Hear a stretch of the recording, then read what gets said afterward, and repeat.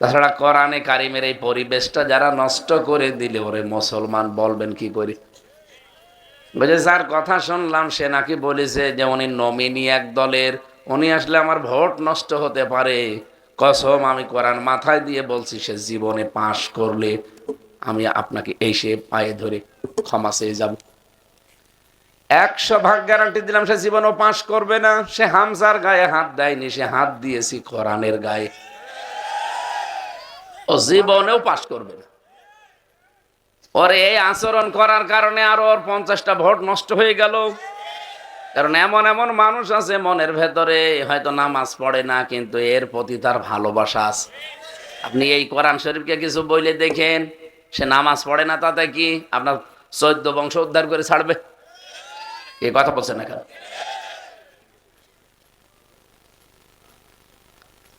আমি যে কথা বলতে চাই এখানে, আপনি শুদ্ধ করে তেলাওয়াত করা শেখেন যতদিন বেঁচে আছেন।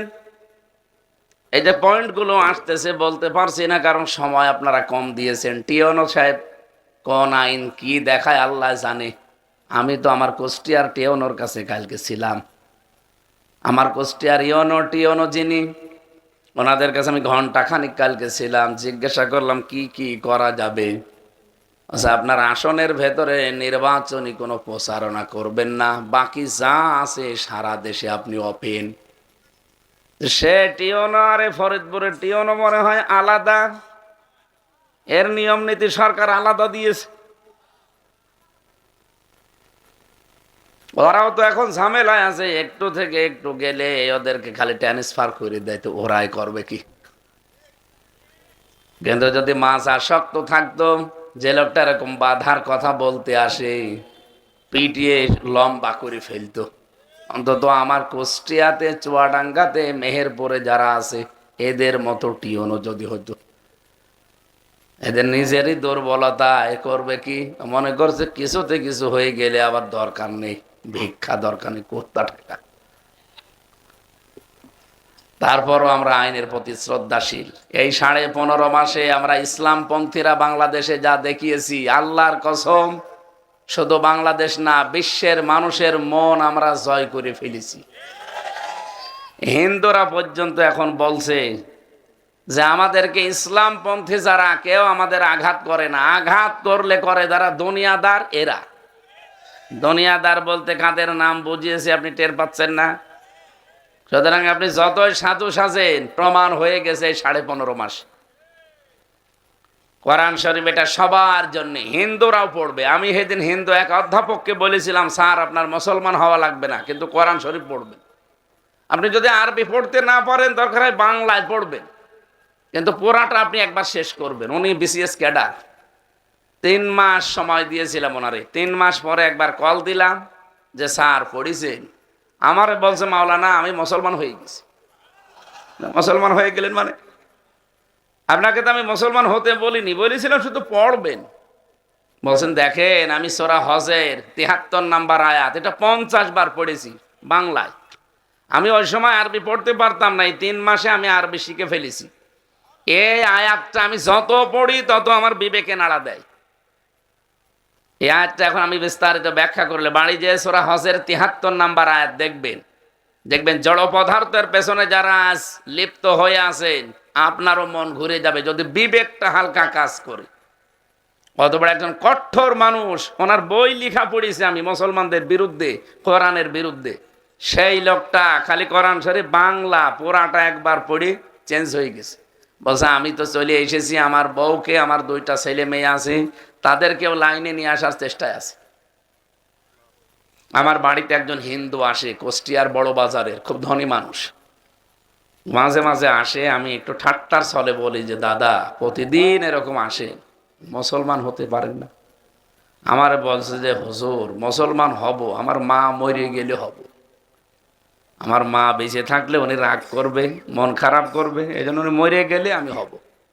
সেদিন ইয়ার্কির ছলে বলছে দাদা গরুর গোশত খান? বলছে খাই। এই যে মুসলমানই দিয়েছেন? বলছে হ্যাঁ দিয়েছি।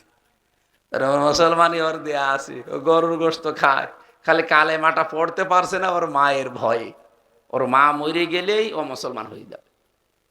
এই লোকটা মুসলমান হয়ে কোরআন পড়ে বুঝে ওর দ্বারা যে ইসলামের উপকার হবে, এ নামধারী বাংলাদেশে যারা আগা কাটা মুসলমান, এদের দ্বারাও এই কোরআনের উপকার হয় না। এই কথা বলেন না কেন? আরে ভাই, আপনার জীবন, আপনার সম্পদ, আপনার প্রভাব প্রতিপত্তি, আপনার বংশের মান মর্যাদা, টাকা পয়সা, আপনার জনপ্রিয়তা, এটা যদি আপনি কোরআনের পেছনেই ব্যয় না করেন তো কি করবেন এগুলো? আপনি চোখ বুঝে গেলেই তো আপনার এই পোড়া বডি হয়ে যাবে মাটির সাথে মিশে, আর আযাব চলতে থাকবে আপনার রুহুর ওপরে কিয়ামত পর্যন্ত। যে আপনি দুনিয়ায় 200 বছর কি আর 1000 বছর কি, এটাতে 50,000 বছরও হায়াত পায়, কোনো লাভ আছে? আমি এই যে ভাইরাল সারা দেশে, সারা দুনিয়ায় বাংলা ভাষাভাষী যারা, তারা হামজা নামে একজন আছে বাংলাদেশের চেনে। যারা খেলাধুলার জগতে আছে তারা ওই হামজা ফুটবলার যেটা আছে ওইটার চেনে। আর এই ধর্মীয় লাইনে যারা আছে, বিশ্বের যেখানে যায় আমির হামজা কুষ্টিয়া, এটা শয়তানও চিনি। আমার এই পরিস্থিতি, এই ভাইরাল হওয়া, জনপ্রিয়তা, এটা যদি আমি কোরআনের পেছনে কাজে না লাগাই, তা আমি এই পরিচিত হয়ে কি করব? এই যে ডক্টর মাওলানা মিজানুর রহমান আজহারি, শ্রদ্ধাভাজন বড় ভাই, ওনার যে পরিচিতি, ওনার যে জনপ্রিয়তা, উনি কি সাইদি সাহেবকে ছাড়িয়ে গেছেন? না না, সাইদি সাহেবের 100 ভাগের 1 ভাগও আমরা না। তারপরও আল্লাহ ওনাকে দেশে বিদেশে যাই দিয়েছে। ওনার এই জনপ্রিয়তা যদি ইসলামের কোরআনের প্রসারে এখন যে চাহিদা, এইটা যদি কাজে না লাগে, তা আমি জনপ্রিয় হয়ে কি করব? আমি এক জায়গায় গেলাম, 5 কোটি মানুষ এক জায়গায় হলো, তা আমার তো দায়িত্ব এই 5 কোটি মানুষের মাঝে কি করে কোরআন ঢোকানো যায়। কারণ 5 কোটি মানুষ এক জায়গায় করা কি এই দেশে কারো দ্বারা এখন সম্ভব? বলেন। সেই যে জিনিস হোক, আমার বংশের একটা পরিচিতি আছে, এই বংশের প্রভাব প্রতিপত্তি, আমার দলের একটা নাম আছে, আমার দলের প্রভাব প্রতিপত্তি, আমার টাকা পয়সা আল্লাহ দিয়েছে, আমার এগুলো সব দুনিয়ায় খরচ করা দরকার এইটার জন্য। এর উপরে দুনিয়ায় কিচ্ছু নেই। পৃথিবীতে আপনাকে মানুষ যা কিছু দেয়, আল্লাহ যা কিছু দিয়েছেন, আল্লাহ বলেন এর চাইতে দামি সম্পদ আমি কিচ্ছু দেইনি। পৃথিবীর যা আছে সব হয়তো একদিন দেখতে পাচ্ছেন শেষ হয়ে যাবে, হবেই, কিন্তু এটার কোনো শেষ আছে? এ কিয়ামতের ময়দানেও থাকবে। কিয়ামতের দিন আল্লাহ নিজে তেলাওয়াত করে করে তার জান্নাতি মানুষদেরকে শোনাবে। এই জন্য আহ্বান জানাবো, আমি হয়তো আর কত নাই 40-50 বছর পরে আমি মরে যাব। এখন আমার 33, আর 50 বছর পরে আমি দুনিয়া থেকে চলে যাব, আপনারাও যাবেন। কিন্তু এর পেছনে আমার যতটুকু সময় ব্যয় হবে, আমার মেধা, আমার বক্তৃতা, আমার লেখনী, আমার যোগ্যতা, আল্লাহ যা দিয়েছে, আমার সম্পদ, ওইটা কিন্তু নষ্ট হবে না। যা এর পেছনে করব, কিয়ামতের দিন আল্লাহ ঠিক ওইটা আমারে দিয়ে দেবে। আমি কি এটা বানিয়ে বললাম? হাদিসে কুদসি এইটা, যে 3 জায়গায় সম্পদ খরচ করলে আল্লাহ কিয়ামতের দিন জবাব নেবে না। তার 1 নম্বরে কোরআন প্রচারে। আজকের এই মাহফিল কোরআন প্রসারের জন্য না, অন্য উদ্দেশ্য আছে আপনাদের? কোনো উদ্দেশ্য নেই। কোরআনের এই প্রসার হবে, মানুষ জানবে, ওনাদের নেকি হবে, মাপ দাদা যা কবরে আছে তারা সওয়াব পাবে, এই উদ্দেশ্য ছিল। এই জন্য যাদের টাকা খরচ হয়েছে, এই টাকার হিসাব কিয়ামতে দেয়া লাগবে না। তাছাড়া অন্য কোনো জায়গায় যদি কেউ টাকা খরচ করে, মাস্ট বি আল্লাহর কাছে বলা লাগবে আপনাকে যে এই কারণে খরচ করেছিলাম। তাহলে দুনিয়ার হাসানা আমি পেয়েছে কিনা, এর বাস্তব প্রমাণ কি? যে আমি কোরআন পেয়েছি। কোরআন পাওয়া মানে আমি কোরআন শুদ্ধ করে পড়তে পারি, ঠিক আছে? এটা পারেন না আপনারা। 100 ভাগের এই দেশে 95 জন মানুষ কোরআন শুদ্ধ করে পড়তে পারে না। তার মানে দুনিয়ার হাসানা আমরা। দ্বিতীয় নম্বরে, শুধু পড়তে পারলেই হবে না শুদ্ধ করে, এটা বুঝতে হবে। এটা বোঝার মতো মানুষ বাংলাদেশে কম না বেশি? একেবারেই কম। শুধু বুঝলেও হবে না, 3 নম্বরে এটা নিজে যতটুকু বোঝেন অতটুকু মানতে হবে। ফরিদপুরবাসী সত্যি করে বলবেন, যতটুকু আপনি বোঝেন ততটুকু মানতে পারেন। আমি এই কোরআন শরীফের প্রত্যেকটা আয়াতের অর্থ আমি জানি। আমি তাফসির নিয়েই অনার্স মাস্টার্স করা আমার। প্রতিটি শব্দের অর্থ আমি পড়েছি। হ্যাঁ, প্রতিটি শব্দের অর্থ হয়তো আমার মনে নেই, কিন্তু প্রত্যেকটা আয়াত আপনি দেবেন আমার সামনে, আমি আমার মাতৃভাষায় অর্থ করে দেব। কারণ ওই বিভিন্ন শব্দের অর্থ জানতে জানতে এই এক একটা শব্দের অর্থ বিভিন্ন রকমের হয়, মাথার ভেতরে আল্লাহ ঢুকিয়ে দিয়েছে। এই হিসাবে প্রত্যেক আয়াত আমার যেহেতু জানা আছে, কিন্তু প্রতিটি আয়াত এই বাংলাদেশে ব্যক্তি, পরিবার, সমাজ আর রাষ্ট্রে মানা সম্ভব না। আমার নিজের গ্রামের বাড়ি কুষ্টিয়ার পাটিকা বাড়ি ইউনিয়ন, ডাবিরা ভেটা, এটা 2 নাম্বার ওয়ার্ড। একটা লোক থাকে বিদেশে, তার স্ত্রী গ্রামে একজনের সাথে লাইন করে জেনা করেছিল। এটা জেলখানায় যাওয়ার আগে 19 সালে। এদিকে থাকেন, খুব গুরুত্বপূর্ণ বিষয়।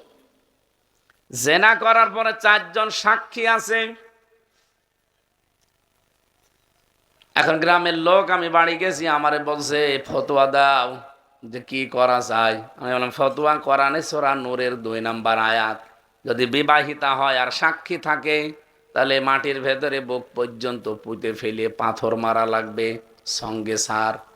এ বিধানকে আমি বানালাম না কোরআনে আছে? এ ফতোয়া দেওয়ার পরে খুব বেশি হলেও 7 দিন পরে আমরা ধরে নিয়ে গেল পুলিশে। একটা মামলা ছিল। 3 বছর পরে জেল থেকে বের হয়ে দেখি গ্রামের লোক 2 ভাগ। এক ভাগ আছে ওই মেয়ে লোকের পক্ষে, আর এক ভাগ আছে নামাজ কালাম যারা পড়ে তারা। কি গো আপনাদের কি, আপনারা তো দেখাও করলেন না, কথাও বলেন না। বলছে না, তোমার সাথে কথাও নেই, তোমার ওয়াজও শুনবো না। কি অপরাধ করলাম আমি? আমারে বলছে খালি ফতোয়া দিতে পারো, কার্যকর করতে পারো না। বলছে কার্যকর করবো, এদেশে কোরআনের আইন চালু আছে। আমি ফতোয়া শুধু দিয়েছিলাম, কার্যকর করলে ওই মহিলাকে যদি সঙ্গেসার করতেন তো পুলিশ আমারে সঙ্গেসার করত। কথা বলেন না কেন? পুলিশ বলতো হুজুর ফতোয়া দিয়েছেন ঠিক আছে, আপনি কার্যকর করতে গেলেন কেন? এদেশে কি কোরআনের আইন চলে? তখন কি বলতাম তখন বলেন? তো সেই সময় থেকে মনে মনে একটা রাগ আমার, যে খালি ফতোয়া এবার আর দেব না। এই বাংলাদেশে ফতোয়া দেওয়ার পরে কি করে দেখাতে হয় সেইটা এবার দেখাবো। এই কারণেই তো মাথায় গামছা বেঁধে লিখেছি। তাছাড়া তো আমি এই লাইনের লোকই না। আমি তো ওয়াজ করে খেতাম, খালি অবি খা, ওয়াজ করি খা, ওয়াজের বিনিময়ে খাদ্য। ওই যে একটা সরকারি কি আছে না প্রজেক্ট, কাবি খা, ওই যে কাবি খা, কাজের বিনিময়ে খাদ্য। আমারটা ছিল অবিখা, ওয়াজের বিনিময়ে খাদ্য। আর আপনারা এই লাইনে আমারে নিয়ে এসেছেন, দেখালে ফতোয়া দিতে পারো, কিছু করতে পারো না। এবার করব দেখেন। আর করতে হলে যেখানে কোরআন বুকে নিয়ে যাওয়া লাগে ওই জায়গায় না গিয়ে কিছু করতে পারবো? এই বাংলাদেশে এই জন্যই তো আমরা চাই যে 151 জন এবার কোরআন বুকে নিয়ে যাক, যা ফতোয়া দেব ওইটা আপনাদের দেখাবো। কথা বলেন না কেন? তখন আর জেনা করেও বাঁচতে পারবেন না, চুরি করেও বাঁচতে পারবেন না, ডাকাতি করেও বাঁচতে পারবেন না। অথচ চুরি করে আজ অনেকের কিছুই হয় না, ডাকাতি করে অনেকের কিছুই হয় না। হয়, এবছরে আমি 3 বার ডাকাতের হাতে পড়লাম, 3 বার ডাকাতের হাতে পড়েছি। তো ডাকাত, এই শেষের ডাকাতটা ভালো ছিল। ও গাছ ফেলে রেখেছিল রাস্তায়, ওই যশোর থেকে আসছিলাম। ওই বিশ্ববিদ্যালয় আছে না কুষ্টিয়া, ওটা পার হয়ে ওই মাঠের ভেতরে ড্রাইভার আমারে বলছে হুজুর ওঠেন। কি, আমি তো গাড়িতে উঠলেই ঘুমিয়ে পড়ি, পেছনের সিটে ঘুমিয়ে আসি। আমারে বলছে গাছ ফেলা, কাঁচ খুলে দেন। কাঁচ খুলে দেখি এত বড় বড় ছুরি, চোখ মুখ সব কালো কাপড় দিয়ে বান্ধা। আমারে দেখে তোরা চিনে ফেলেছে, আমি তো আর চিনি না। আমার দেখে বলছে হুজুর টাকা পয়সা সব দিয়ে দিলেন, আপনার টাকাও নেব, আল্লাহ মাফ করবে। আরে শয়তান, তাড়াতাড়ি নে, আমার গাছটা তুলে ছেড়ে দি। শেষে আমারে বলছে হুজুর বাড়ি চলে যাবেন, ভাড়া লাগবে না, তেল কিনবেন না? তেল কিনবো, সবই তো দিয়ে দিয়েছে। ওখান থেকে কিছু টাকা বের করে বলছে তেল কিনে নিয়েন।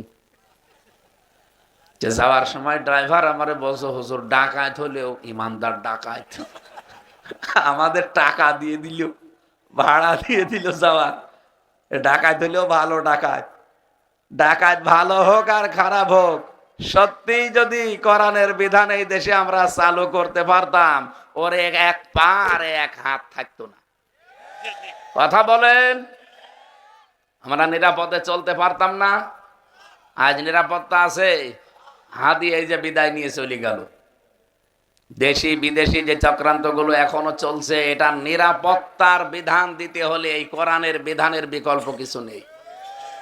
এই জন্য 3 নম্বরে শুধু আমরা যা পড়ি, পড়াই শেষ না, যা বুঝি বোঝা শেষ না, এটা আমি মানতে চাই। যতটুকু বুঝবো ততটুকু, শুধু আমি নিজে মানবো না, আমি যতটুকু মানি অন্তত এতটুকু আমি মানাবো। এই কারণে আমরা এই রাস্তায় আজকে এসেছি। তাহলে 4টা শর্ত পেলাম। 1 নম্বরে শুদ্ধ করে পড়া,